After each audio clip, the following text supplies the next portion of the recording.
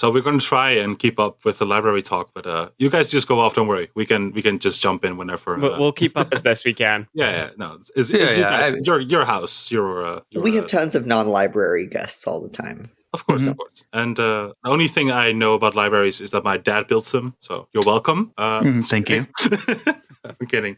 It's true, but even some in the United States, in fucking Ohio. But I don't think that's relevant to you guys. But when? Sorry, like what time period? I don't know exactly. He goes there and does now maintenance stuff or something. Like he's an architect engineer stuff, but also does the online framework. Shrug.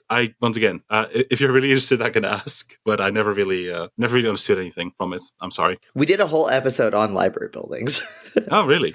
Yeah, because library architecture changes over time. It goes from like the brutalist stuff that you see all over universities in the country, and they all look the same. They all like smell the same, right? Oh. And then like you can go all over the country and go into university libraries. They're all built like exactly the same in this brutalist style. They're like Mormon churches. You got your like Carnegie like upskirt libraries. Mm-hmm. Yeah, the big glass ones that are just. They're mega churches. They're like mega church style buildings. Oh, that's what the downtown Seattle one reminds me of. Oh, the fucking Suspiria library. Like it's got like a red hallway that looks like it's in like an Argento film. Smoke that shit. Hello. Now I'm in the Suspiria Red Room in the Seattle Public Library. Oh, wait, hang on, I got something good for that. Please, if you're hearing this, please get me out of the damn Skinamarink house. I'm so damn scared. I love the new Joe Biden AI voice stuff. It's so good. Especially love like young people tricking their old parents, thinking that it's like an official presidential statement because old people just don't have the frame of mind. Yeah, it's so good. And I mean, for some reason, Overwatch players have really gotten into it. And so they just do these back and forths where it's Trump and Biden yelling at each other over Overwatch. I mean, it's better than playing the game. So, Discourse. Hey. Got to find something entertaining to do while playing that. Mm-hmm. Yeah. It's all right, let's go.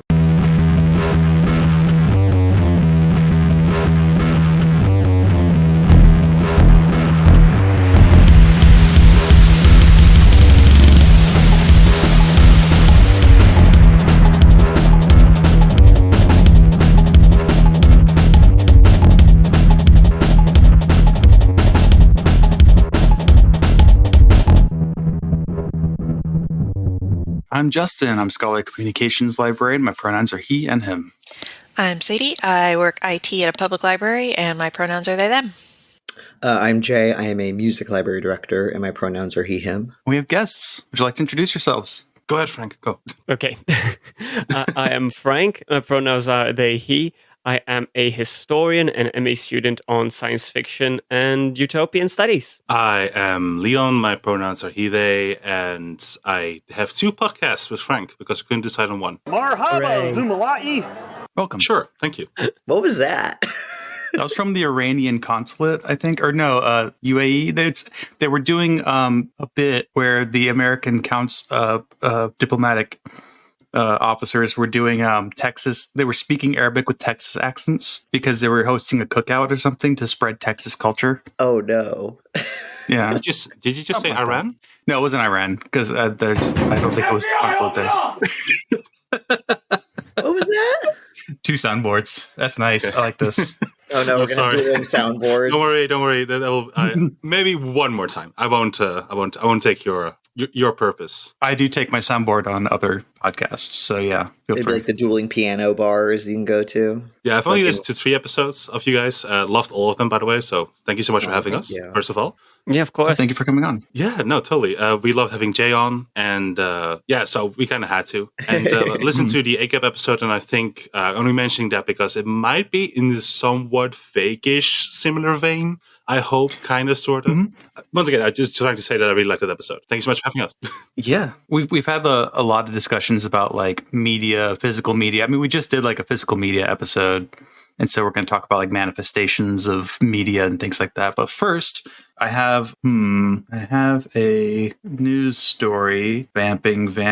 I've got too many drops. I've got to That's like a personal problem, Justin. Got to What call last them. in it drops happens to the best. 9/11, baby. Okay. North Dakota advances a bill to remove sexual content from libraries. I was kind of following this on my own. I haven't brought it up on the show, but North Dakota's had a lot of these bills. The thing that I think got me interested was this definition of like sexual content, which I find interesting because it's not like prurient. They're not arguing about pornography, right? Because I think I saw a Twitter mutual arguing with someone about like, this isn't pornography. Public libraries don't usually have pornography or porn collections. So what's the problem? And there's this conflation of like sexuality with pornography in these laws. And so where is the definition? It is... Because libraries absolutely do have sexual content that isn't pornography, is the thing. Like sexual education stuff. But they do have pornography. It's called romance novels. Ayo. I mean, this, would basically ban romance novels, which is like a huge circulating part of the collection. But that's what public libraries are for, is for romance novels, actually. I can 100% confirm that as somebody who both works in a public library and consumes a lot of romance novels.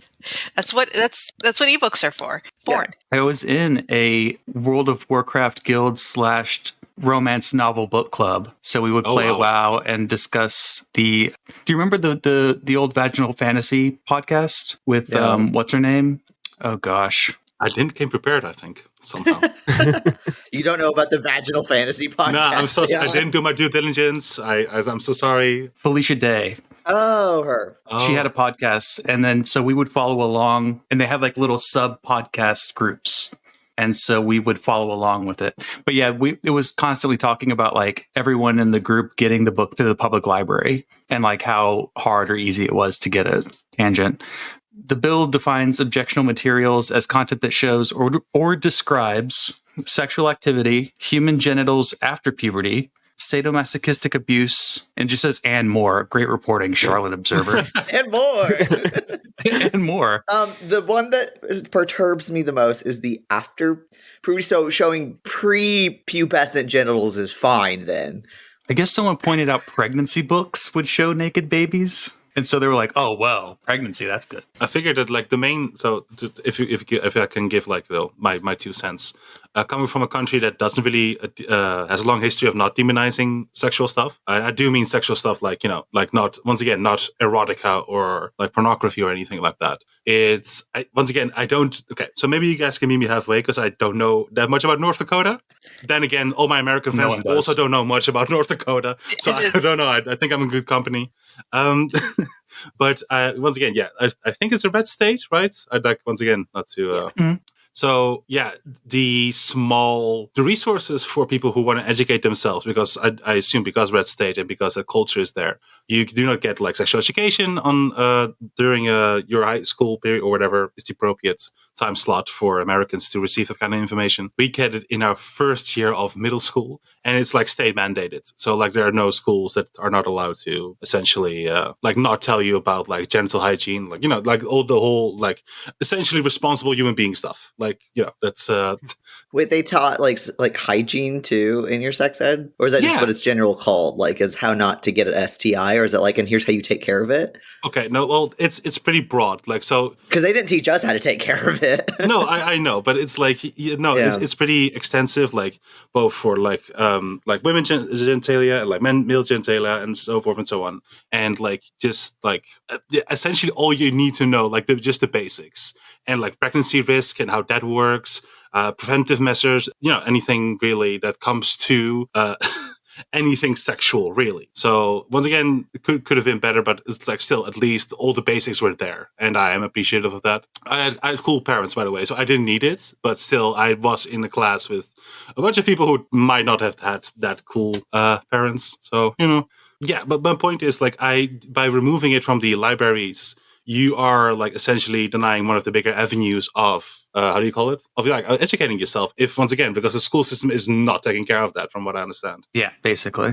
And also, like, your parents can opt you out of a lot of things. It really comes to a lot of discussions about like the rights of children to have individual access to knowledge, like a positive right of children to know things, which was something actually interesting. I just saw Greenland. There's a bunch of people suing the Dutch government because children of single mothers were not allowed to, they didn't have a right to know who their biological father was until like the 70s. And Greenland was a colony of Denmark, sorry. Yeah. Don't worry, it happens all the time. It's always like, especially my American friends, like, yeah, Danish, Dutch, it starts with a D, it's probably the same. The Dutch did do a lot of colonialism, like, to be fair. Greenland is a weird thing for anyone to own. Yeah, no, Denmark, like, once again, no, let's not get into colonialism. That's going to be the whole thing. That's for later. Yeah. But yeah, that's the news. That's the thing that got me about this that I wanted to bring up too is it's exactly what I was talking about with the Moms for Liberty, where there's this conflation of school libraries and public libraries. So this bill is inclusive of public libraries, which are for anyone. So the argument that this is only about school libraries was just a wedge issue. It's just this conflation of school libraries with public libraries, and children can use a public library, therefore it's a children's library. Yeah. Therefore there can't be any sexuality in it, which is insane. Even also to say that this is children a push that's been going on like quite some time, right? In like the wider American landscape, if I'm allowed to call it that. Yeah. There's also like this sort of, and we've talked about this before, like not just the like obviously they're trying to get rid of public libraries as well as school libraries by conflating. They're trying to get rid of public anything, basically. Yeah. But also, even without nefarious purposes, most people conflate public libraries as being something for children. Like, I went to a Friends of the Library meeting at my public library, and like all of the stuff that they reported on was all about children's programming. Every single thing was about children's programming. All of the stuff, like anytime you hear about, and here's all the great thing that public libraries do, most of it is about kids stuff, which, like, yay, we have stuff for kids, but like also I think that only adds fuels to the flames of this kind of stuff, and it misses the point. I don't know, but yeah. It's not an uncommon thing here. Yeah. It even has some spillover effect. So in my, like, the social science that I'd done was because, once again, I live in Amsterdam. I did some social science regarding sex workers here, and I know some of them personally. And American senators were trying to, by I don't know why, but like there was this wave of attacking the OnlyFans platform, and like so the OnlyFans platform then made restrictive like for a while. I believe it's now dead in the water and it's not a thing anymore. Once again, not an incident to myself. No offense to anyone. It's just like that spillover effect by attacking that OnlyFans platform was also affecting Dutch sex workers, which I find like fascinating, really. Because once again, I love this international interconnectivity and blah, blah, blah, and so forth and so on. But yeah, that it was such a weird little spillover effect from the American political arena, if you call it. Because the internet's American, don't you know? As an interesting you're welcome. point on that kind of thing of like, this book, but it shouldn't be available, whatever. One of the few discussions I can talk about, or that I remember from when I was still in high school, I think.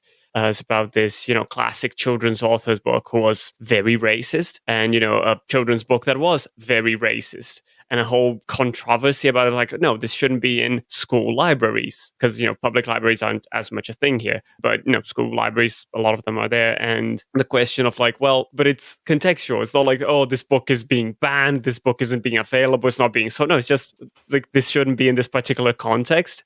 And like to think about these books of like that have some sexual content, which can mean anything. And it's quite baffling that it's like, well, if it's about the kid in terms of pregnancy, that's fine. But if it's about the woman, then it's not. But anyway, or the person giving birth. So yeah, it's funny how these things, they seem more focused or more charged in an American sense or an American landscape, but they do occur similarly in terms of was just this conflation of like, oh, to not let this book is like, oh, but then it's like, oh, but you're restricting books. And become this whole moral panic about something that is a very isolated incident. Yeah. I feel like librarians as a whole should read the No Future Queer Theory and the Death Drive book, aka Fuck Them Kids, the book. Let's get into some anti-natalism. Yeah, let's go. Yeah, be gay, stop having children, the book. Yeah. Kid check. Who's got them? Hands up. Get rid of them. Throw your baby into the Skinamarink house. My dad would love that statement. In this house. That sentiment. It's too late now, but Yeah, well, I mean, well, anyway, that was legislation alert.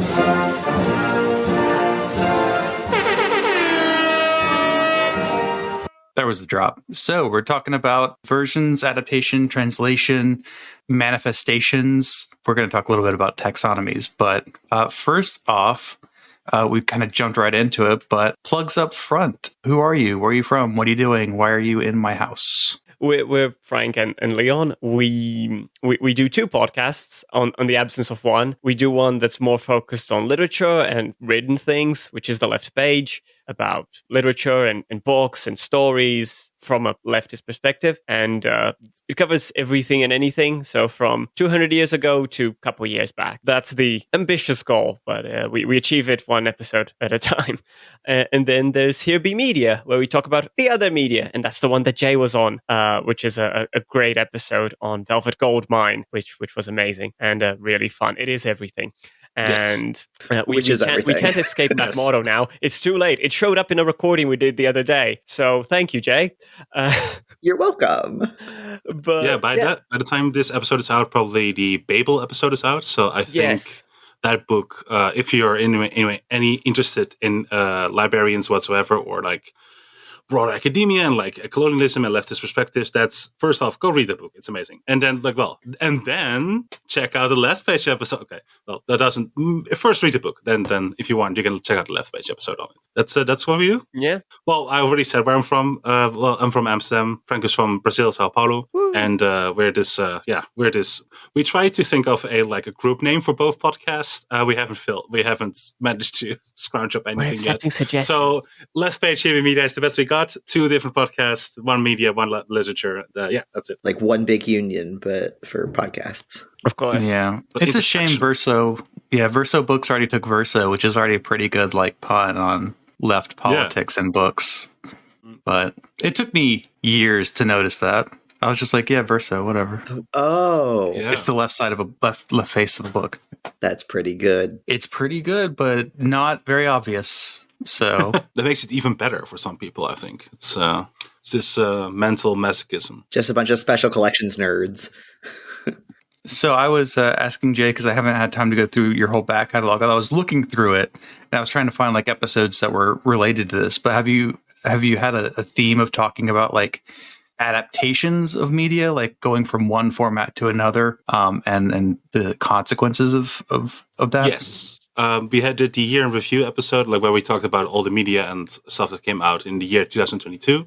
And, we talked a little bit about the Lord of the Rings series and this new, this high fantasy or big fantasy TV show production, and how there's this sense of writers wanting to make their mark on the thing that is already exists and then change a bunch of things. And that can be good. I like the mindset. It is however, based on our observance, it is executed rather controversially, I would say. That's the best word I can think of it. No. So we have talked about adaptation, because once again, in media, that's a big thing right now. It used to be fantasy books for a while, and now I feel there's a shift in that a bunch of video game narratives are being picked up on. And for example, we are right now is airing the Last of Us, which is already a movie. It just has some interactive gameplay elements in it, but that's our professional opinion.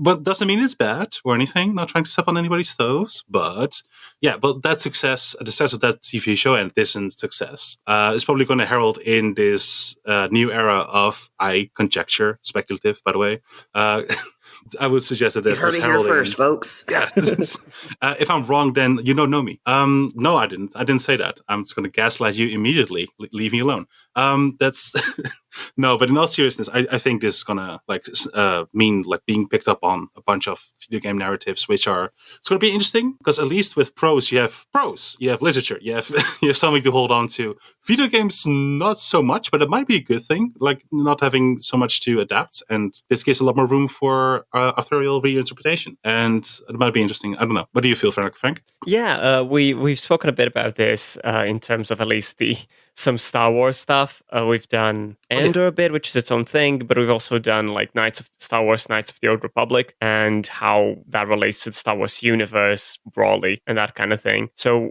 and especially the Witcher episode, where we talked about the books, but we will talk about the video game at some point. So, adaptation has been quite recent in our minds, but oddly enough, because a long time ago, the left page was me and another Brazilian friend, and we've always talked a bit about translation here and there, but we've never sat down to talk about it, which is quite interesting. I mean, and now recently there's as Leon mentioned, the Babel episode where language is everything. So yeah, that's the example we have to give, but there's just it's always something on our minds because of the simple fact that's like, and now with Leon, like English is not our native language, and yet here we are doing a podcast in English, or do 2 podcasts now. So it's how to translate and both meaning, sense, books, and what books we're talking about, how we're consuming those books, like that is always present, I think. So yeah, the translation episode eventually from a more theoretical sense will come. So yeah, I can promise that at some point.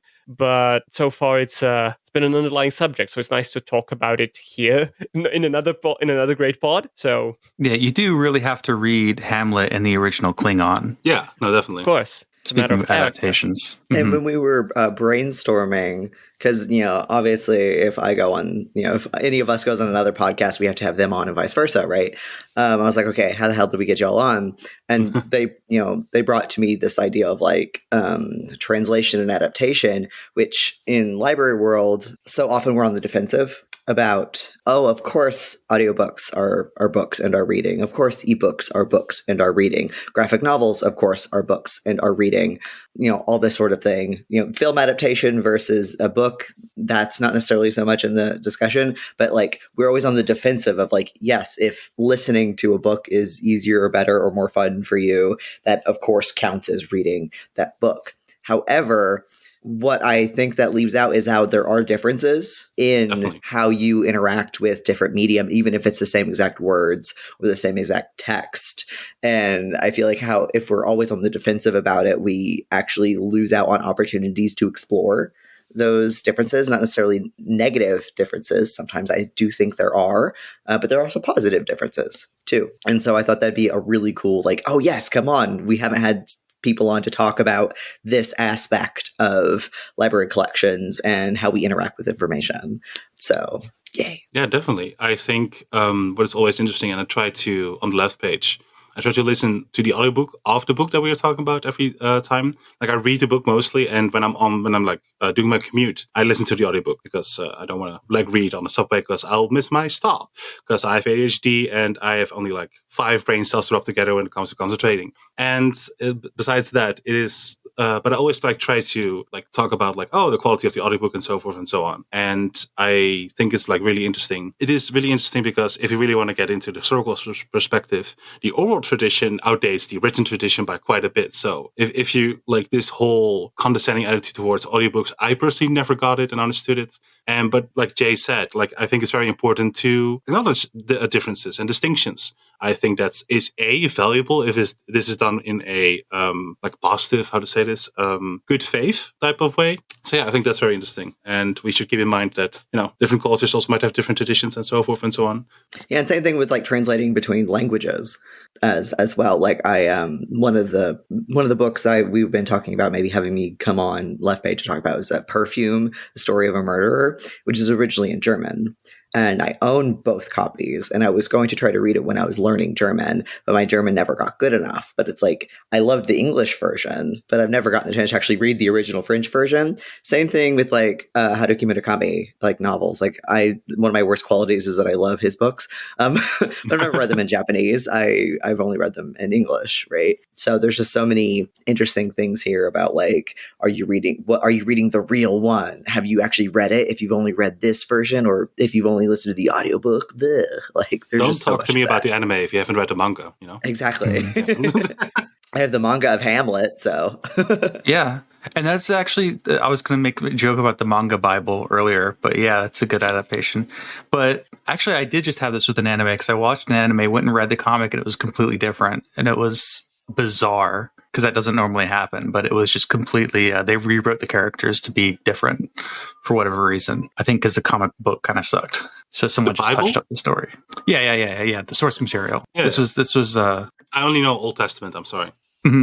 Yeah, this was I just got reincarnated as an Israelite fleeing from Egypt in my mid-30s. That's the name of the anime. I love a good isekai. Yeah, good isekai. Yeah. I actually, there's also a thing of when we're talking about physicality of like the differences between like reading an audiobook. It's there's a lot of things like how good is the person who is narrating. A bad narrator can really ruin an audiobook, right? Oh, yeah. But also like physicality of books. And I want to mention book art really quickly because I've got this recreation of the Jefferson Bible that the Smithsonian put out. And when they put it out, they I don't know if you'll be able to see this in the camera, but they artificially yellowed the pages. And any place where he had pasted something, they recreated the little pasted pieces. So they had to go through and add this into all the books that came out. Uh-huh. So this was so cool, and I had to buy it. But you can see because he literally cut and paste 4 versions of the Bible next to each other, so you can see there's little outlines of the original pastes and everything. So it's like an image recreation rather than the text. Yeah, like a thing I think about all the time with regard to this is the book House of Leaves. Oh, yeah. Like House of Leaves is like the text is in different fonts depending on whose character, like what part of the story you're in. The different words are always in different colors. There's footnotes. The way the text appears on the page, like twists and curls and goes through and all sorts of stuff. Like I have no idea how that would even work as an ebook because so much of it is that like physical experience of like turning the page and like holding this brick in your hand. That's why I felt so weird about when I read I finally read Infinite Jest and it was as an ebook because that way I could carry it around with me all the time and not carry around a 1,000-page book with me everywhere. But it felt so weird because it's like half of the point of reading Infinite Jest is having like 6 bookmarks in it, right? And so there's just like sometimes even just like the physical experience of reading it is I have no idea how those types of aspects would be translated when I feel like it's part of reading it, right? And footnotes too. I know that when I've read nonfiction as an ebook, which I usually read in ebook because, again, they automatically return, so I don't have fines and I can carry it around on my phone. But a lot of the times I caught myself not following up on footnotes like I would if I was reading a physical book because it involves clicking and going away from where I was and then having to navigate back as opposed to just being able to put a finger in where I was and flipping to the back to read the footnote and flipping it back, or the books that actually have them as footnotes on the page that they're relevant to. So there's a lot of information that could get missed out that way. And I've never listened to nonfiction with footnotes as an audiobook, so I don't know how that normally gets translated. But yeah, that's an interesting thought too. I'm not an audiobook person, unfortunately. I'm not either. I used to a lot. Actually, I've listened to a lot of memoirs on audiobooks because if the person is still alive, they normally get them to read it. And so then it's like, oh, I'm listening to Laura Jane Grace read her book Tranny, right? Or I'm listening to Gore Vidal read one of his memoirs. I was listening to a Gore Vidal memoir when I had my head-on collision in front of a church after having a hookup on Easter. That was my I was too gay and God tried to kill me moment. But normally they get the author to read them. But I notice that like I zone out when I listen, even if I'm driving, like I will zone out while I'm listening to an audiobook. So I just can't listen to them. If I listen to podcasts, it has to be a podcast I don't have to pay too close attention to. It's that kind of thing. Like one thing in one of the articles I shared, that with audiobooks, like even though the reading comprehension, if you are a person who can actually pay attention to an audiobook, which I'm not necessarily one of them, but if you are, the reading comprehension isn't too different actually. That's normally where a lot of these like defensive, like, no, they do count, is because there have been studies of like the reading comprehension and whatnot is actually not too different between these mediums. And so it's fine. However, there are slight differences. And one of them is that with reading, like with your eyeballs, that a lot of reading is actually back reading. Is like your eyes going and scanning back and forward all while you're reading and like catching things behind as you missed. Or like if you do zone out for like a second or whatever, you can go, oh, wait, and go back and find where you were. Whereas you can't necessarily, you don't have that sort of back reading when you're listening. And if you do zone out, it's harder to go back and find where you were. And so the type of comprehension and how you comprehend is different just because you don't have that type of eye movement anymore. And I was like, that's why I can't pay attention to audiobooks, is because I can't go back and immediately find like where I was because I'm not having that back reading. I had no idea that that's what was happening. There's also a spatial element to recall, I find. Like you were saying with the fin adjusters, no, you can't put 6 bookmarks in it. But I remember if something I wanted to look at was on the verso or the recto side of the book, and I'll like go back and go, oh, okay, I know it's in this shape of a paragraph, so I know I can go back and do it. Yeah. Mm-hmm. And sometimes if I can't think of something, but I know I've read it, I'll literally go and stare at my bookshelf, and that will jog the memory out. Just staring at the book will do it half the time. This happened all the time to me in grad school because it was just all the books for the class, because it's like 15 books per class. So then I would sit there and go, right, that's what I was thinking about. And I go back to typing my little discussion board for the 15th one of the week. Yeah, I mean, when reading and when trying to write academic stuff, like, because I compare an original version of a novel I read in English, then I have the physical version as well. And when I'm trying to find quotes and stuff, I look for, and a lot of the bibliography is in English, I look in the English ebook version because I can page and word search. And then it's like, okay, how is the paragraph looking? So I can find the correspondence in the physical copy. So that real, like, how is the book looking? How is it shaping? How does this dialogue end? How does this paragraph start? Those are the bookmarks I put to myself, especially when doing this reference work. And especially, I do want to ask, how does nonfiction audiobooks do footnotes, because that strikes me as incredibly weird. And I think a lot of what Sadie said, that I am against endnotes on principle, but when that happens, it really good. It really becomes a sense of like, okay, is it worth looking at the end of this file to check this information or not? And in a physical book, that's still a hassle, but it's a smaller hassle. And if it has hyperlinks, fine. Then you click there, it's like, oh, I can check. Okay, that's helpful. Click back. But if it doesn't, and a lot of the times it doesn't with certain academic books and getting access to those, it's difficult the way we handle to try and parse this information out and what choices we have to make when reading. And I'm not that much of an audiobook person. I kind of want to be, but I'm not sure how much I can. But I realize certain things that I would have to read over again and again, and I would if I had a physical version. I don't bother when listening because, and I think it's one of the things that you, in our outline before we talked, that mentioned how an audiobook is a lot of the time something that you listen to when you wouldn't otherwise read. It's not necessarily one replacing the other, but it's occupying a space that wouldn't be filled otherwise. And I put that's a quote from the BBC article, I think, or maybe one of the other ones, but yeah. Yeah, and I think that I try to do the same thing, but I don't know, at least a novel, there's a lot that like sometimes takes a little longer to listen to or to understand, even when reading. Like to give an example that Leon will like, the Witcher audiobooks, and they're the fight scenes. And I don't pretend to understand the fight scenes. I listen to them, I hear the words, and that's fine. But if I was reading, I would try to, okay, so he's positioned here, and his opponent's kind of like here. Okay, maybe like this.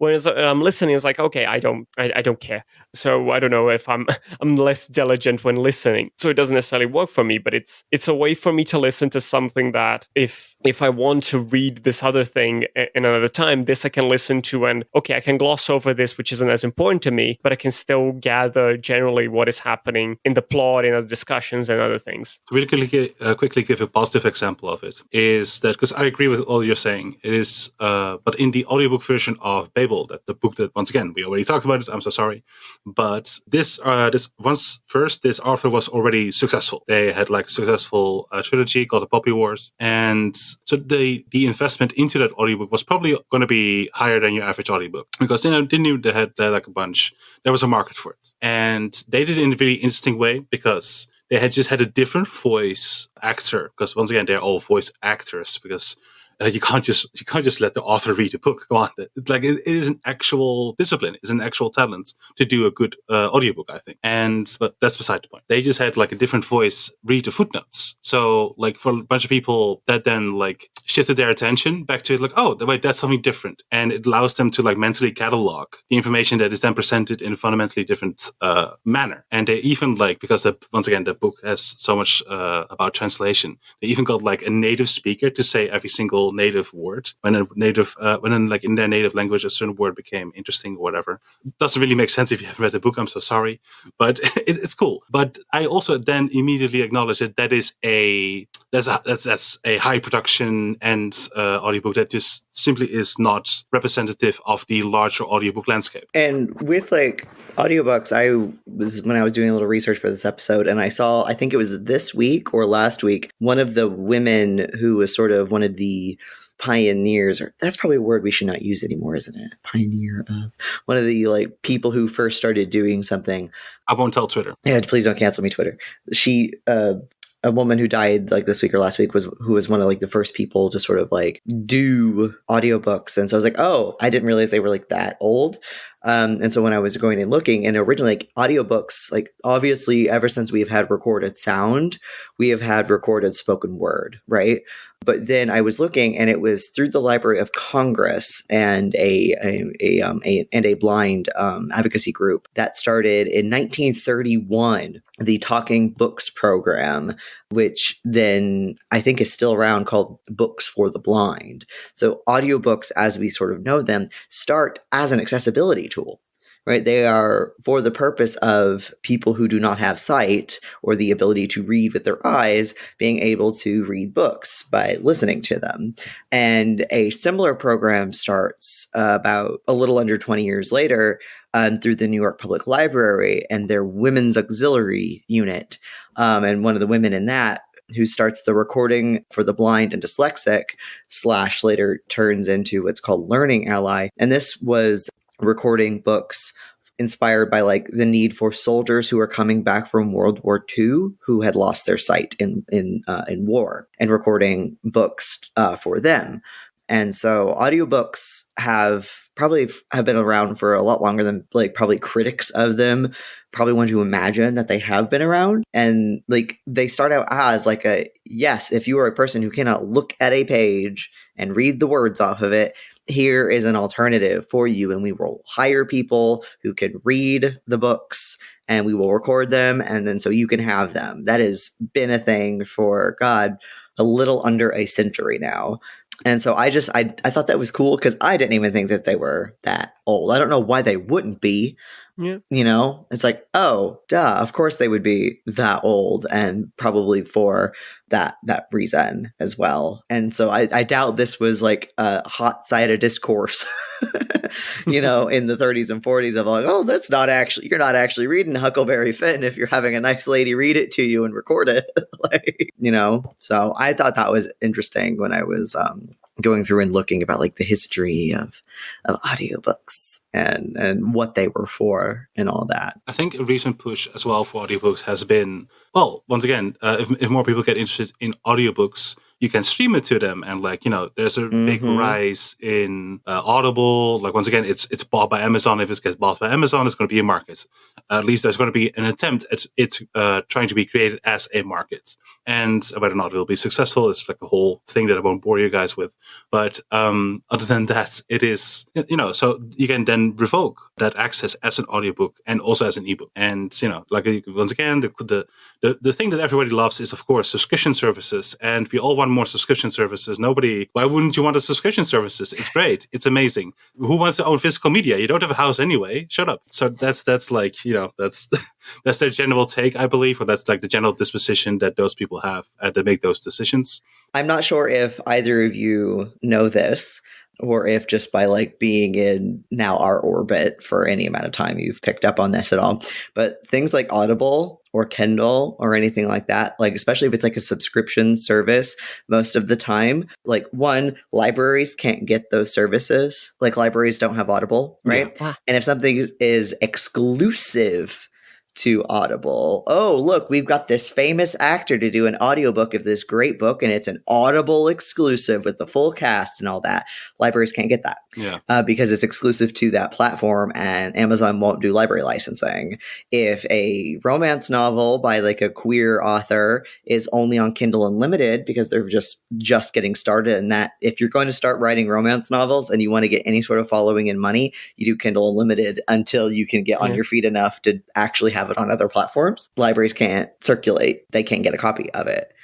So with this, that's I think a thing to consider is like with this push towards like audiobooks and ebooks, and especially towards like subscription services for these things, more and more, that means libraries then cannot collect these materials, and people are forced to buy them. And by buy them, I mean rent a license to a platform that will allow them to read and or listen to it under very limited circumstances. Yeah, I think it's very important to keep in mind that these big, like not big, like tremendous, colossal, whatever you want to call it, these companies like Amazon and so forth and so on, they are not doing anything with the perspective of short-term profits. And a lot of people are like, well, I think paying a couple bucks for like, unlimited access is a beautiful transformation of the internet's capabilities. I'm like, even if it was, this statement on itself, we can have a nuanced discussion about, if you will. I won't, don't worry. But it is, it is trying to be respectful here. But in my very humble opinion, it is tremendously short-sighted. And once again, you don't have to know the in and outs, but even I think someone who like knows less about like economic and like business workings and so stuff like that and so forth and so on can see a very clear pattern in these gargantuan companies. Essentially, like what they want on like short and long term is control. They have so much money to burn. They don't care about short-term profit. They do care about restricting, granting, and distributing access. I know Labor Cal already talked about this better than I ever could, but essentially same thing like that. Like, they want like to be in charge of who gets access to what. Right. Like as we mentioned in our physical media episode, it's not so much that like the format itself, it's not that ebooks or audiobooks are quote a problem. It is capitalism and what it's trying to do with access to those materials as opposed to other materials. That's always the capitalism. That is the problem. Yeah. It's the way this access is controlled, really. The problem is like with the problems with audio, like ebooks and audiobooks we already talked about, like retention. Those are the actual like problems with them. The whole licensing thing, that's not the whole problem that libraries have in that we get licenses. We don't own ebooks or audiobooks. Neither do you as a consumer. You have a license, right? You don't actually own the things that you stream or even the things that you purchase through like Kindle or whatever. That's why the whole thing with the 1984, which is a very funny book for this to happen to, but like disappeared off everyone's Kindle because the license got pulled. This was like an early Kindle big story, right? I knew people this happened to who were librarians, and they were like, oh, well, yeah, that's licensing, man. That kind of non-ownership of the physical media, it's a problem for preservation, ownership, but like Leon's saying, the whole goal is to control the market. Yeah, or at least a large enough chunk of it so you can like cartel your way into, like just talking to the two other big companies, and you can like, well, let's fuck over everyone essentially, because we will make so much money off of it. Like there's a strong sense of class unity among those people. Let's just keep it at that. This doesn't really fit into necessarily anything, but I just kind of want to say it.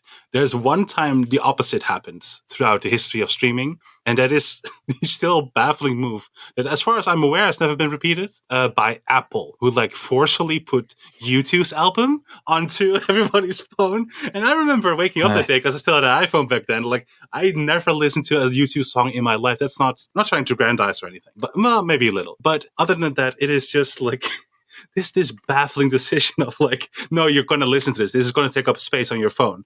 And that, I think that, ironically, is so much more dystopian than the other way. Well, it's still fucking horrible, whichever way. But the other way around, like, we restrict this usage of your space on your phone, that you have to listen to it. Like, you don't have to, but like, we restrict like the maneuverability that you have, the maneuverability then expressed as space on your phone, like the choices, like what you put on your phone that's terrible. That's yeah. Oh, sorry. Go ahead, Sadie. Oh, I was just gonna say, like, for me, when I heard that happened, it's more invasive. It's like something's being forcefully pushed upon you, and I think a lot of the debate is sort of an opt-in, opt-out. Like, you didn't opt in to have YouTube on your phone, but you do opt in to paying for a subscription for something without necessarily knowing what the exact terms of that are. So, like, you buy an ebook. Well, yeah, you're renting it, but there are also some places that they will literally just give you the EPUB file, and you can store that somewhere. And anytime anything that can read an EPUB, you can read that book. So it's more akin to owning a physical copy. But yeah, I think not to buzzword, but the kind of the matter of consent here really, really screws with people's heads, because they're consenting to something that they don't entirely understand, as opposed to having 1984 forcefully taken away from their device to YouTube forcefully being put onto their device. It's much more boundary breaking. So people are like, oh no, that's not okay. But when it's, Netflix getting rid of a show that was only ever on Netflix and will never be seen outside of the light of their archives, if they even have it, sort of thing, is people don't think about that as a violation as well. You know what I mean? If that makes any sense at all. Yeah. Oh, totally. Yeah, absolutely. And like, and I think this comes back around to like how we're always on the defense about these things, but like the way that, like subscription models and licensing models and issues with physical versus digital media, and like ways of collecting it and like the licensing around that, because that discourse and those arguments take up so much space, and because so often any arguments where we have to be on the defensive about, no, it is reading, we promise, like those take up so much time that we can't then actually in good faith have discussions about, well, there actually could be a retention problem here, or no, this does have a benefit here because of XYZ reason. And then being able to go, okay, so then what do we then do about any sort of deficiencies, or this actually has an advantage on this side, so how can we maybe translate that advantage? Like, we can't then actually deal with the differences with translation, with different manifestation. That's a library word, with these things, because we're always either on the defense against bad faith arguments or capitalism's happening. So yeah, it's on the track that Sadie was going with streaming. It ties into this problem of like the preservation of issues. Like, Netflix probably doesn't have, and HBO Plus probably don't have really good archives. So there's a very good chance like they'll just lose things. I think when Nancy came on, she was talking about when something goes missing, like Metropolis. Metropolis just entered the public domain. We don't have the original mastering of it, and like it's all down to like if someone saves something. But that also means if you don't have a physical version, there's this issue of versioning. There's this issue of what's the final product. So like a show can come out with like really shitty subtitles, and then they can change it. They can fix it. That's not going to happen if you had bought the DVDs, but like they could also go in and remaster the audio. They can go in and make changes. This particular, I was thinking about this with like video games because it's kind of where it's the biggest. Like you can just ship a broken game these days, and it's like, yeah, we'll fix it in like 2 or 3 months, but like we got your money is the important part. We'll fix it like over the next couple months. It'll be playable, and then the next couple of years it'll be okay. And except in the case of Witcher 3, in which case they put out an update that just broke it for a lot of people. For me, twice. 2 different updates broke it twice for me. Same. I didn't have any mods. It just broke. Whereas like with probably the example most people know around like with versioning and preservation and whatnot, that's still even an issue like with physical media sometimes, because as we have mentioned before, George Lucas will not give the original theatrical cut print of Star Wars. I think of the entire original trilogy, but it might just be New Hope. But I think it's of the entire original trilogy of to the Library of Congress for preservation, because that is not his quote original. That is not his actual vision of it. All of the mangling he did to them is quote his vision of it. And like, one, George, you're not the only one who worked on those films, and the only reason they're good is because Marshall Lucas edited them. 2, like just because you don't like that version, a lot of people do, and that also deserves its own active preservation. And now that preservation happens via piracy, which yay, piracy! We're a pro piracy podcast. Woo. And so that sort of, what is the final product? Like that does happen with physical items, but then like, which is the version of Star Wars? Is there a difference between them? And it reminded me of, and I put this in the notes, H Bomber Guy, great YouTube video essay person, has this great video essay about director's cuts and the sort of phenomenon around them.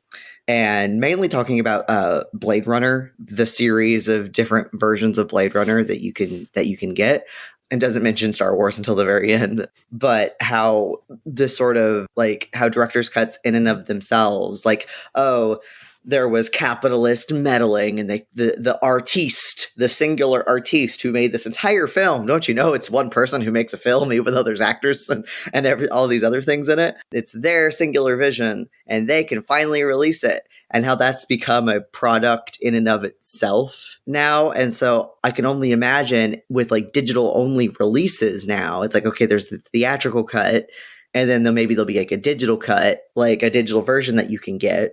How many times is like the director decides, oh, well, shit, I missed, I don't like what my editor did there. I'm going to change it and just redo your digital copy over and over and over and over again. And then what implications does this all have for what versions libraries are expected to buy and circulate, and how that even happens? God help the editors. God help the editors. And the librarians, of course. And the librarians. Yeah, you're almost expected to have like a media edition specialist to be brought on to like either librarians or like, I don't know, outfits or what have you, that like knows which one is the best, and I don't know. And just like the metadata for it, because like editions is like something when we create metadata for items that we pay a lot of attention to. I know Justin put in the notes, I don't know how much we want to go into Ferb or Wimmy and RDA, in it, but like the whole idea of, well, there are different manifestations of this particular work, and there are different whatevers of it. Like that is something we pay a lot of attention to in librarianship. And when you get an item to catalog, you have to be like, okay, there's a lot of editions of this, and it might be even the same words, but just with a different cover. But it still matters that you have that version with that cover on it. And so that's the record that you like pick to catalog it with and everything. So it's something we care a lot about. And so just like if things can like when the question of like what's a final version, or if edits can keep being made, especially to a digital copy that you might have, I have no idea how that's going to complicate like cataloging. This is just a weird thing in my library, but speaking of like additions and changes, there's this book series that comes out that's published by like history faculty, And one time for one of the editions, they forgot to change, the copyright title information, the metadata left page. They didn't update it from the last volume. They missed it. And so when we cataloged it, our cataloger said, no, that's the information I'm cataloging. So they cataloged the wrong information on purpose because our cataloging rules say that's how she has to catalog it instead of the title that was on the front, which is insane because you make the rules, you could change them, but you're the cataloger, right? But that's sort of why I find cataloging silly. You catalog a book that's the way it tells you to be cataloged, Justin. You let the book describe itself. Yeah. A thing books can do. Just channel your ancient book whisperer instincts. It's just that is the thing about RDA I agree with, sadly, is the letting an item describe itself, even if there are mistakes in it. And like move a candle ever so closer to the book if it doesn't give you what you want. Like just as implication. That's an interesting thing because in terms of like the artistic aspect of it as well, because like when is the product or the art or the thing done? Like in this case, then it's never done. Then it's like clearly George Lucas never got over Star Wars, kept doing different versions again and again. And like we Leon had mentioned before, and at least in the notes, in terms of like music and albums and different versions of songs that maybe kind of remastered, whatever. But there's only one version of that. It's not like a new album, a new remastered version. No, it's re-updating that old album or that kind of thing. And like, when is I feel like that is a problem like that has a lot of ramifications we've been talking about for editing, for cataloging, for storing, all that. But from an artistic and like from the people involved in creating or that are doing this, it's like you're not moving on. You're getting stuck on that particular version. That's kind of like, move on, do something else. That's where we'd go artistically, like that. Okay, that was shit, or that had an issue, or that had a problem. Yeah, live with it for once. This show your journey of improvement. I think is so cool. Exactly, like this update culture. The way I phrase it quite dramatically. I blame GitHub. Yeah. And version control. Yeah, the gitification of media. Because it hides all of that, and like it's. I think it. This is a dramatic way of putting it again, but like I think it stunts this development or this artistic growth or creation. That's like, yeah, this had problems, this had issues, and like that's how it goes for everyone. To update it should be like an extreme luxury and not something that should be that accepted, like the travesty or the absolute crime that is this business model of video games and day one patches. Like, yeah, the game release is broken, and on that same day we'll fix a part of that. Imagine what would happen if the people who made video games were unionized and didn't have like ridiculous deadlines imposed on them where they could actually work on a game and get it to like a really good level before they released it, so that didn't have to happen. Imagine a world where that was a thing. Yeah, imagine, right? Imagine. And when you mentioned like narratives in video games, I've been recently playing Cyberpunk because I just don't have anything else going on in my life right now. I'm on brain leave, which is different from dome leave. Dome leave, a lot more fun. Brain leave is when your brain doesn't work and you have to not go to work for a couple of weeks. Don't worry. There's nothing in Cyberpunk that needs your brain to dissect or anything. Don't worry. No, this is the thing I've done. This is like my thing is like audiobooks and mindless video games. So I'm running around doing all the like side quests in Cyberpunk, and there are so many. There's so many. The amount of writing that they had to put in like is outrageous. The actual storyline's like 7 or 8 hours. I've been playing and I just barely am getting all of these like side quests done, and they unlock more side quests the more you do. And someone's written this insane amount of copy to do all this stuff. I think The Witcher is even more egregious example of that, even though I do like that game. Surprise, I don't necessarily like Cyberpunk. But that's neither here nor there. It's not. Can't get into that, especially not this late into the episode. But it is not. It is just cyber. It's not. There's no punk. It's just. I don't know. It's just aestheticism. Cyberpunk's always been reactionary and bad. Well, okay. We can have a nuanced discussion about that. But go listen to our Velvet Goldmine episode if you want to know what happens if there's just aestheticism and no meaning behind it. Mm-hmm. But right. So. Yeah, but yeah, plug. Like The Witcher, like at least has meaningful dialogue, or like at least there's some attempt at like recreating the prose that is like where the literature of the books are based off of. Cyberpunk, in my humble opinion, is other than its little like it's once again its verbal aesthetics of like having an in-world language, which I find hilarious, but that's neither here nor there. Is that dialogue is so straightforward and it's so empty. Like, I love all those side quests, and you do a side quest, and it doesn't. Never mind. This is going to get too much into the game. I'm so sorry. Never mind. I was going to shut up now. But also, like, with like The Witcher, how they just came out with this patch to like break the game. It's this same problem of if you don't own an actual version, your version that you do own can be taken away from you if you don't disable updates, right? So I mean, I'm thinking about this a lot. We were just talking about like streaming a second ago, and like the algorithms take away all this media. Like, you don't have a broadcast catalog anymore. You don't get a TV guide telling you what was on. So if I had a TV guide from the 70s, I could show you what was airing when. Yes. I can't show you what you watched or what America watched. One, because Netflix like owns that data and derives value from it, so they need to keep it private. But also, there's very little manifestation of like what you actually did and saw.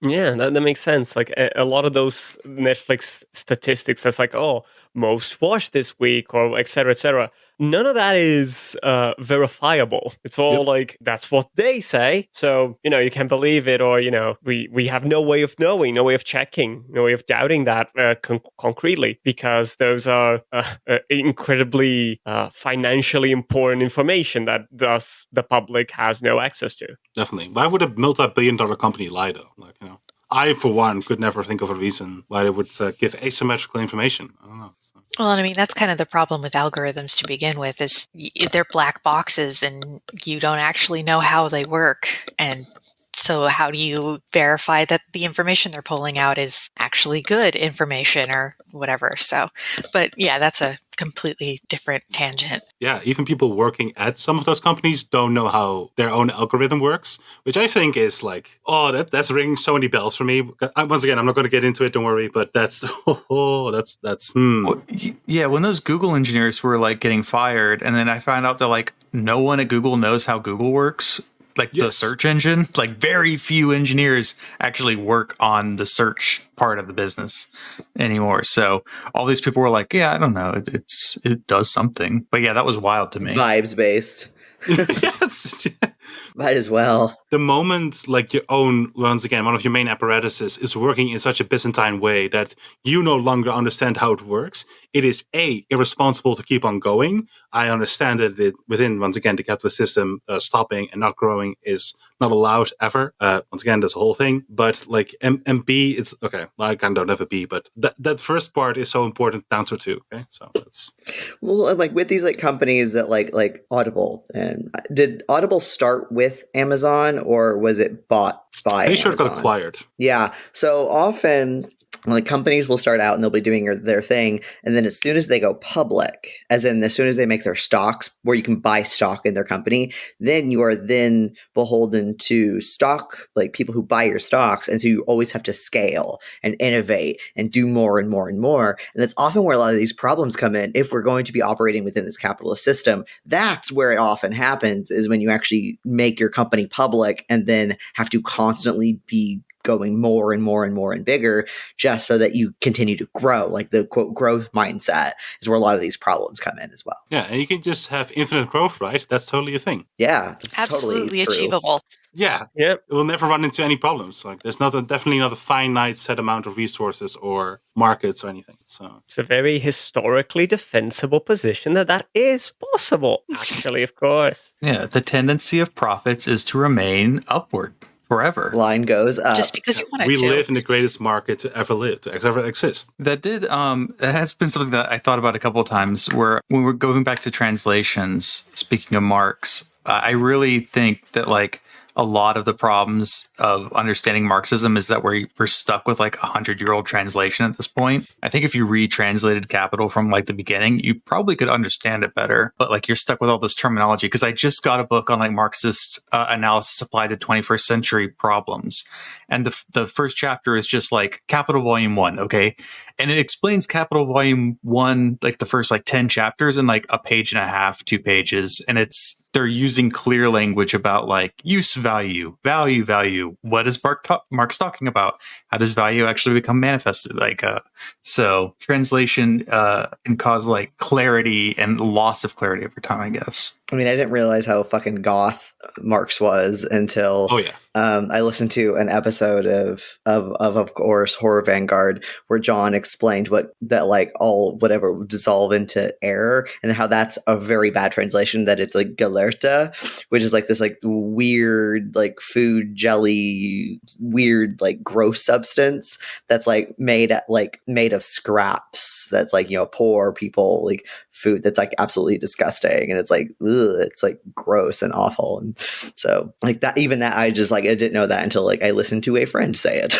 So And like that thing about translation is really interesting because like how in what ways do the translations or the versions that we engage or understand of it, like they become sort of consolidated? Like to give an example, I don't like him, but it's somewhat unescapable. Orwell's was Animal Farm. Yeah. It was translated into Portuguese or at least Brazilian Portuguese a long time ago. I don't remember the first one, and I don't have the curiosity to find out, into The Animals Revolution. That's like the more traditionally known title of the book in Portuguese. Really? Yeah, that's how I read it. I read it as Animal Revolution. And it only recently, I think last year or the year before, when Orwell, sort of the copyright ran out along those lines, and then every single fucking publisher is publishing it again. There were changes to the title where it was Animal Farm in Portuguese as well. And I was mortified at it. It's like I mean, because there are two things. Like, one, is it a more faithful translation? Sure. But in another sense, like it's it's familiar as with it under a different title in this country. So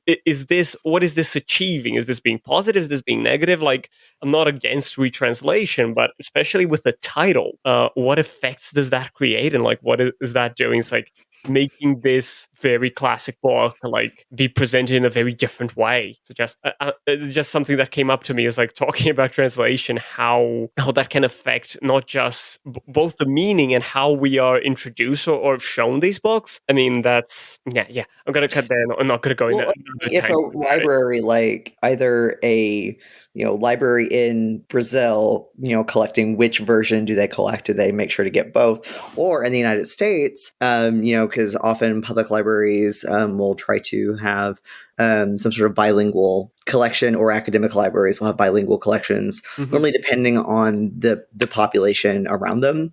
Which version would they get? Would they get both? Do they have space and budget for both? Do they get the one that maybe their like Portuguese communities, like families back in Brazil would be more familiar with? Or do they get like this more quote accurate one? Well, yeah. And that's if they can even get a copy of the Brazilian title to begin with, too. Yeah. So, like, American publishing is so English-based that I can imagine that, like maybe somebody would find the like original Portuguese or Brazilian Portuguese title like more comforting, like more of a reminder of where they came from, and want that version, but then the library can't get it because it doesn't exist. Or it doesn't get republished. We were talking about versioning of translations now. Exactly. Yeah. Yeah. And does like the title or whatever, like, does that affect your experience of reading it? Like Pan's Labyrinth, the movie, El Labyrinto del Fauno, like that is not what that is translated.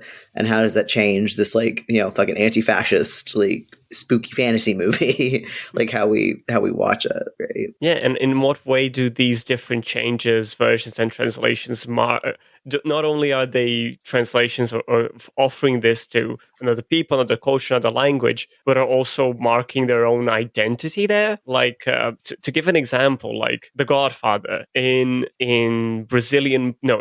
Portugal's Portuguese, it was quite literal that familiar relationship. It's o padrinho, which is that the Godfather, with a very familial relationship. It doesn't have the other connotations.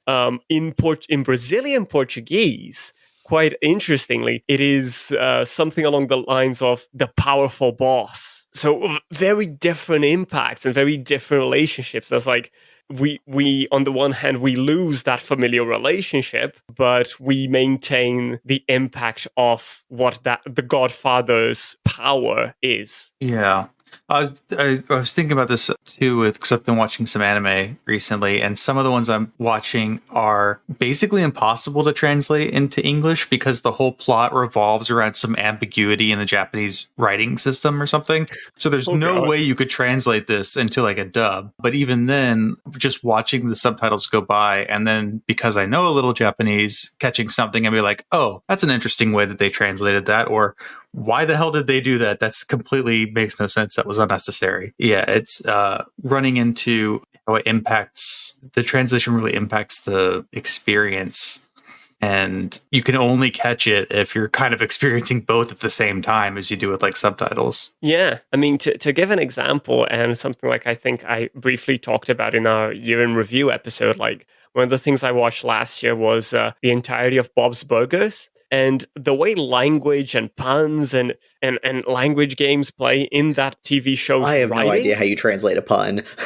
oh, it's a nightmare. It's a bloody nightmare. It's like you try to find the closest possible equivalent in the language, and it usually doesn't work. So you have to come up with another pun from somewhere else. It's deeply entertaining because like sometimes it says something entirely different. Sometimes it really works by talking about something else, because like I can't come up with anything right now, but it's just how do you really convert certain things? You don't. You try to find some approximation that like gives that funny or weird or interesting idea that the original was doing. And it's as Justin was saying, it's like you only truly get both, or like the experience of both, if you know both languages to a degree and are following them both kind of at the same time. I think the most successful pun translation that I've ever seen, where it's the same thing but in both languages, is Jesus Christ is then queso Cristo or something.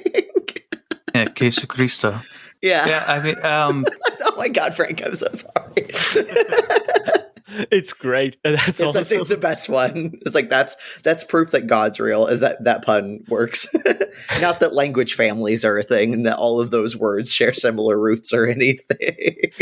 Queijo Cristo. The one that I'm thinking of is there was a pun on one of the characters' names, which was Eru, and they were rhyming it with other like angels' names. They were calling the character an angel, but it only works. You couldn't translate that because he was saying Gabrieru, Rafaelu. But if you you'd have to change the character's name to make that pun work. And so that actually brought me back to like piracy.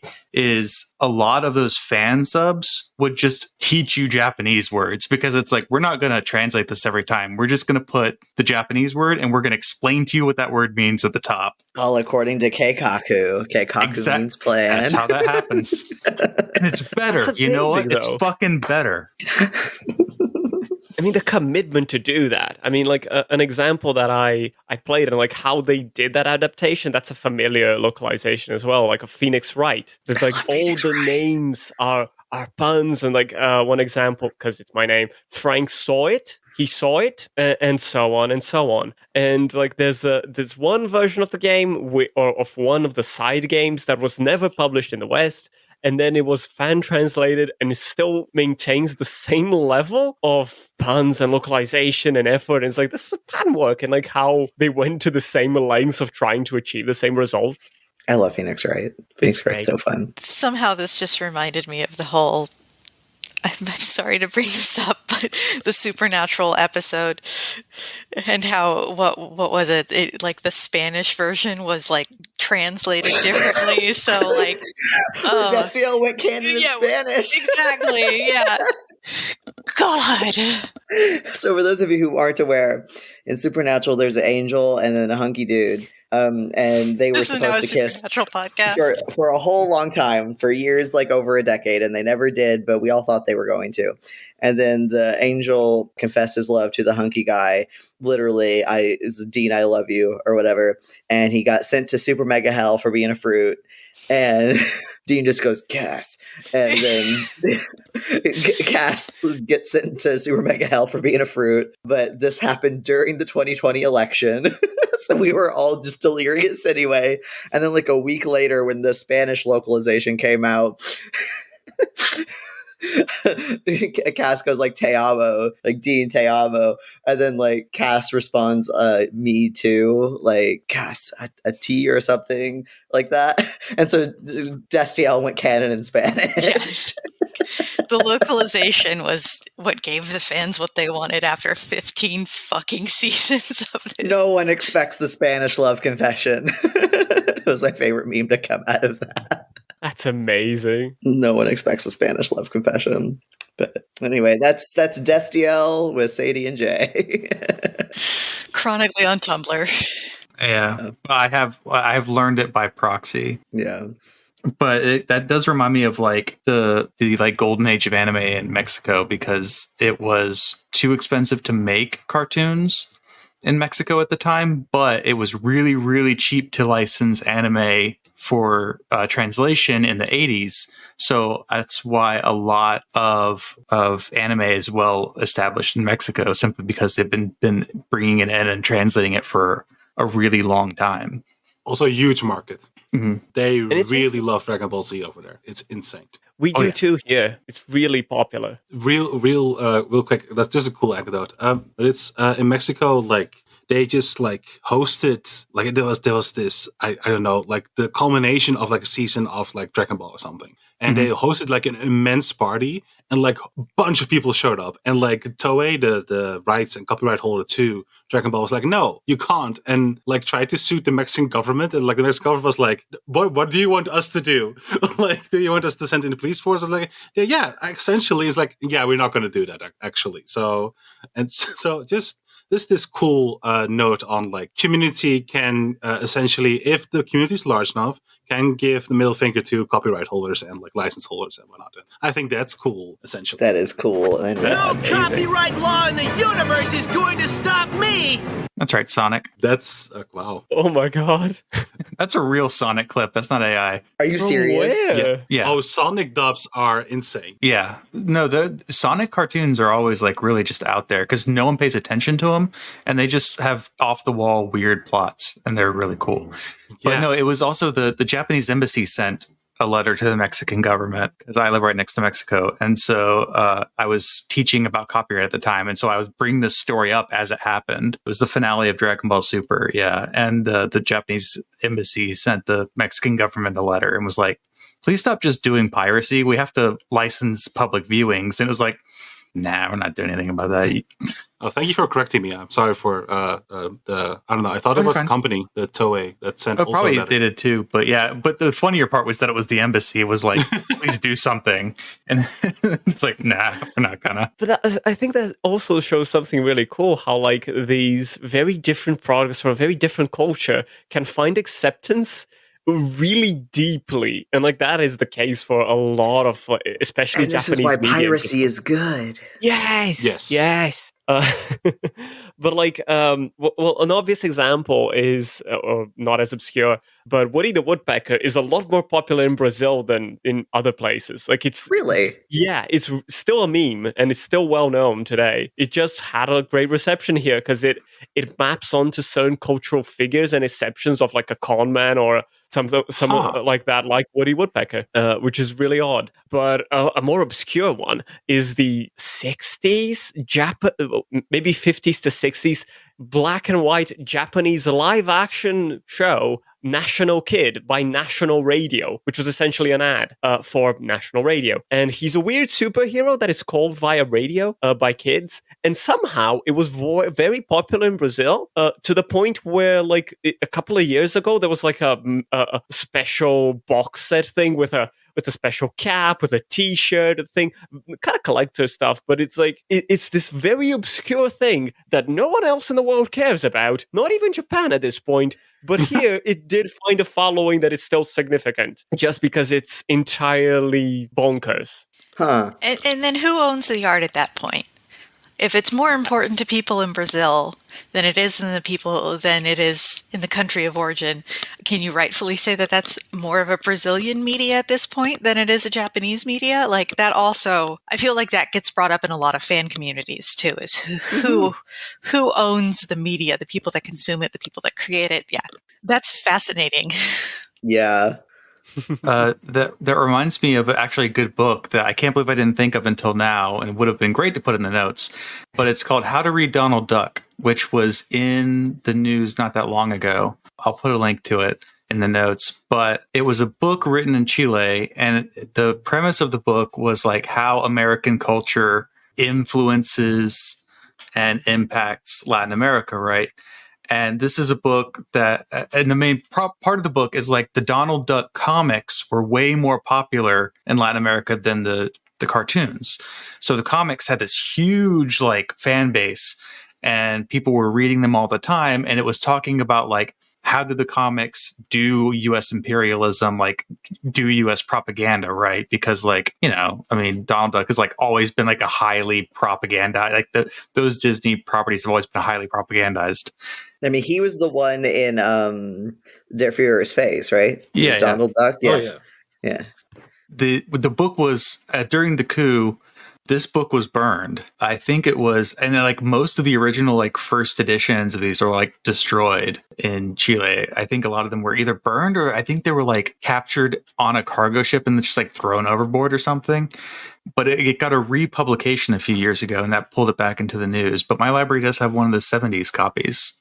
And it's a nice little book. Nice. I mean, that's such an interesting thing about like media as an extension of like imperialism is really interesting to me. Like my favorite example is this DC comic edition where the Joker becomes the ambassador of Iraq or something, like the governor of Iraq. Like it is just so tremendously blatant. Or it's Iran. I'm so sorry, I don't know which one it was, but that's just right? So that is just We live in a society, folks. No, I have a counter example to that, Leon. No, if you I can can't believe take it. The Transformers cartoon Wikia has some of the craziest stuff you've ever seen. Where I'm gonna regret saying this, but it's a thing. It's on there. At one point, the big bad Transformer Megatron or someone else is the ambassador of fictional Middle Eastern country Carbombia. Yeah, it continues to get worse. But yeah, that's just what came off the top of my head. Yeah, I love it when they stop trying. Yeah, just say the quiet part out loud. Yeah, it's just that the intrusive thoughts win on main. Like it's just oh Christ, yeah. Like normally there's some layers to it. Like oh, you have to like think about like I don't know, like oh, there can be like layers of like oh these groups of people mean less because whatever, and like there's especially within fiction and fantasy and sci-fi, this is like such a problem. But I love it when they just like fuck it, I rock bad actually. It's just I don't know. Oh, I found the article. It's the Socialist Democratic Federated Republic of Carbombia. Gotta toss the socialists in there. Of course, gotta toss. Socialist, yeah. I mean, I do love that the wiki has the tone that of the subtitles for the images and stuff. This is canon, people. This is so canon. Ever since Karl Marx wrote the Automobile Manifesto, it has been a tragedy for the world. Media. So what conclusions did we draw today? Cartoons are bad, I think. Capitalism bad. Cartoons are bad. I think a conclusion that I would draw is that bad faith and on the defense things regarding arguments regarding the differences between media means that we can't actually have these types of discussions about what differences there are between media.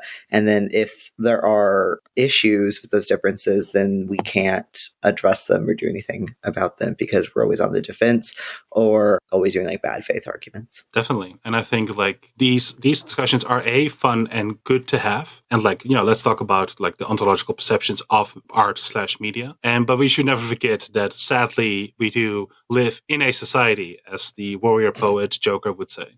And this society sadly is a capitalist one. And I think this should be, once again, we should, like as a formality, we should just say, hey, capitalism bad because this, and that. And then we can move on to having this ontological, cool little philosophical discussion, because it sadly affects everything. Yeah, I think like what I would draw attention to, and to the discussion and to your whole podcast is that there are a lot of like philosophical, theoretical, artistical discussions that me and Leo myself, we generally have, but there's also, and this was really great, like real material realities to that, especially given libraries. Like, how do you, thinking about how, you don't own the license, or you don't have the particular version or book, like that is a problem in itself. But like when thinking about storing that, or being able to display it, or to offer it to people, to lend it like that, like how is that reality or those conditions compromised by this system and these structures like Amazon does? So I think just it's